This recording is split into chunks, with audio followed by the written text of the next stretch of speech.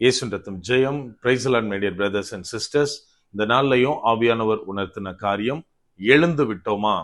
ஆவியானவர் உணர்த்தின வசனம் கொலோசையருக்கு எழுதின நிருபம் அதிகாரம் 3 வசனம் 1. நீங்கள் கிறிஸ்துவுடன் கூட எழுந்ததுண்டானால் கிறிஸ்து தேவனுடைய வலது பாரிசத்தில் வீற்றிருக்கும் இடத்தில் உள்ள மேலானவைகளை தேடுங்கள். If ye then be risen with Christ, seek those things which are above, where Christ sitteth on the right hand of God. Colossians chapter 3 verse 1. என கண்மானவர்களே, இந்த இடத்துல அப்போஸ்தலனாகிய பவுல் சொல்லுகிறார், நீங்க கிறிஸ்துவுடனே எழுந்தது உண்மை அப்படின்னா, கிறிஸ்து அவர் வீற்றிருக்கிற தேவனுடைய வலது பாரிசத்தில் இருக்கிற மேலான காரியங்களை மாத்திரம் தேடுங்கள் அப்படின்னு இந்த இடத்துல தெளிவாக எழுதியிருக்கிறார்.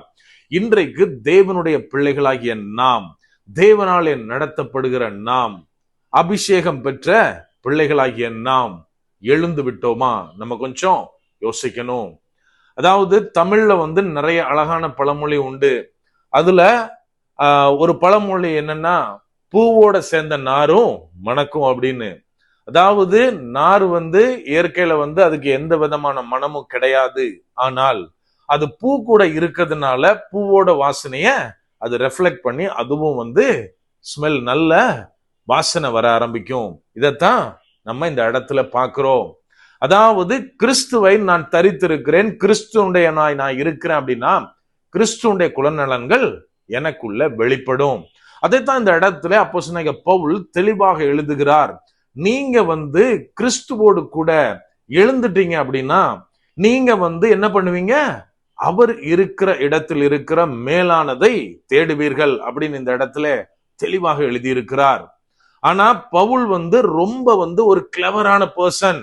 அதாவது இன்னைக்கு நம்மளோட மென்டாலிட்டிய அன்னைக்கே அழகா படம் பிடிச்சு காட்டி இருக்கிறாரு. ஏன் அப்படின்னா, வெறுமனே இந்த வார்த்தையை சொல்லிட்டு விட்டுருந்தார் அப்படின்னா நம்ம ஆட்கள் என்ன பண்ணுவோம் அப்படின்னா, கிறிஸ்து இருக்கிற இடத்துல மேலானதுன்ற லிஸ்ட்ல பணம், இன்னைக்கு நம்ம ஆசீர்வாதம் நினைக்கிறோம் தெரியுமா? பணம், அதாவது வசதி, நம்மளோட வேலை, அந்தஸ்து, நம்மளுடைய பேக்ரவுண்ட், இதெல்லாம் கொண்டு போய் சேர்த்திருப்போம். அதனால்தான் அவர் அடுத்த லைன்ல, அடுத்த வசனத்துல தெளிவா எழுதியிருக்கிறாரு, மேலானதுன்னா எது? பூமியில உள்ளது கிடையாது, மேலானதை மாத்திரம் நாடுங்கள் அப்படின்னு.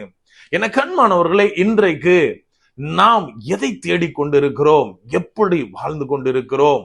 அதாவது வெளியரங்கமா நான் எப்படி வேணாலும் காட்டிக்கலாம், ஆனால் என்னுடைய வாழ்க்கை எதை நோக்கி பயணம் செய்து கொண்டிருக்கிறது? நம்ம கொஞ்சம் அனலைஸ் பண்ணி பார்க்கணும்.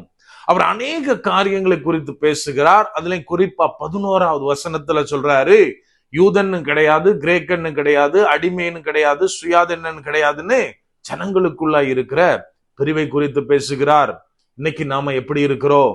இன்னைக்கு நம்மள அநேகரை பார்க்க முடியும். அபிஷேகம் பெற்றவர்கள் தான், சபைக்கு போகிறவர்கள் தான், ஞானஸ்நானம் பெற்றவர்கள் தான். அவங்க தம் பையனுக்கோ பொண்ணுக்கோ வரன் தேடுறப்போ ஒரு வார்த்தை இன்க்ளூட் பண்ணுவாங்க, நம்மள அபிஷேகம் பெற்ற பையனா, நம்மள ஆவிக்குரிய ஒரு பெண்ணா எனக்கு வேணும் பிரதர் அப்படின்னு நிறைய இடத்துல சொல்றதை நம்ம பார்க்க முடியும். நம்ம ஒரு காரியத்தை புரிஞ்சுக்கணும். அதாவது இங்க பவுல் அழகாக சொல்றார், நம்ம எல்லாரும் யாரோட சாயல், யாருடைய சாயலை தரித்திருக்கிறோம் அப்படின்னா கிறிஸ்துடைய சாயல்ல இருக்கோம். கிறிஸ்து தான் நமக்குள்ளாய் காமன் ஃபேக்டரா செயல்படுறாரு அப்படின்னு இந்த இடத்துல எழுதி இருக்கிறார்.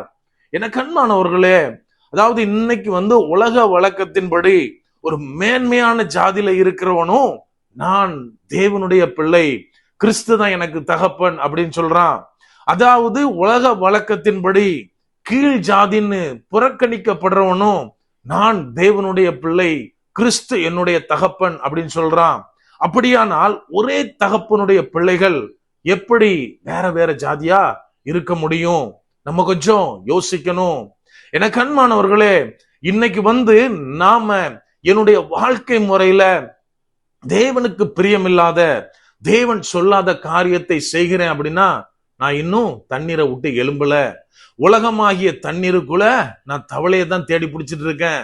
அப்படி ஒருவேளை நான் கிறிஸ்துவுடனே கூட மூழ்கி எந்திரிச்சிருந்தேன், இந்த உலகத்தின் காரியங்களிலிருந்து, உலகத்தின் பாடுகளிலிருந்து, உலகத்தினுடைய எல்லா விதமான ஆசீர்வாதங்கள்னு நான் நினைக்கிற காரியத்திலிருந்து எந்திரிச்சது உண்டானால் அது உண்மை அப்படின்னா நான் இன்னும் பூமிக்குரிய காரியத்தை தேடிக்கொண்டிருக்க மாட்டேன். பூமிக்குரிய ஆசீர்வாதத்திலே கம்ஃபர்ட்டா நான் உட்கார்ந்து இருக்க மாட்டேன். மாறாக தேவனுக்குரிய காரியங்களை, தேவன் அவர் வலது பார்சத்தில் இருக்கிற கிறிஸ்துவுடனே கூட இருக்கிற காரியங்களை தேடிக்கொண்டிருப்போம். எனக்கு அன்பானவர்களே, நம்ம கிளியரா ஒண்ணு புரிஞ்சுக்கணும். நம்ம இன்னைக்கு எதெல்லாம் எனக்கு பேக் போனா இருக்கு, எதெல்லாம் என்னுடைய ஆசீர்வாதம் அப்படின்னு பூமியில நினைக்கிறோமோ அது எதுவுமே நம்ம கூட வரப்போறது இல்ல. மாறாக தேவனுக்குரிய காரியங்கள் மாத்திரமே நித்தியமாய் நம்மோடு கூட வரப்போகிறது. அப்படியானால் நம்ம செய்ய வேண்டிய காரியம் மேலானவைகளை மாத்திரம் நாடணும். அப்படியே கண்களை மூடுவோமா? அன்பான ஆண்டவரே, இந்த நேரத்திலே அப்பா உம்மை நோக்கி பார்க்கிறோம். ஆவியானவர் நீர் எங்களோட இருக்கிறீர், அதற்காய் நன்றி செலுத்துகிறோம். அப்பா, நீர் எங்களை உமது பிள்ளைகளாக தெரிந்தெடுத்திருக்கிறீர் தகப்பனே. அந்த மேலான கிருபைக்காய் நன்றி அப்பா. அப்பா, நாங்க இந்த உலகத்தினுடைய பொருட்கள், பணங்கள், ஆசீர்வாதங்கள் இதெல்லாம் எங்களுக்கு தேவைதான். ஆனாலும் தகப்பனே, அதை மாத்திரமே நாங்கள் சார்ந்து இருக்காதபடிக்கு ஆவியானவரே நீர் எங்களை பாதுகாத்து கொள்ளுங்க. எல்லாவற்றிலும் தேவனையும் தேவனுடைய காரியங்களையுமே நாங்க தேடுறவங்களா எங்களை நீங்க மாற்றுங்க. முற்றிலுமா எங்களை தாழ்த்தி ஒப்பு கொடுக்கிறோம். பலப்படுத்தி ஆசீர்வதிங்க. மீட்பர் இயேசுவின் மூலம் ஜெபிக்கிறோம். ஜெபம் கேளும் எங்கள் நல்ல பிதாவே. ஆமென். God bless.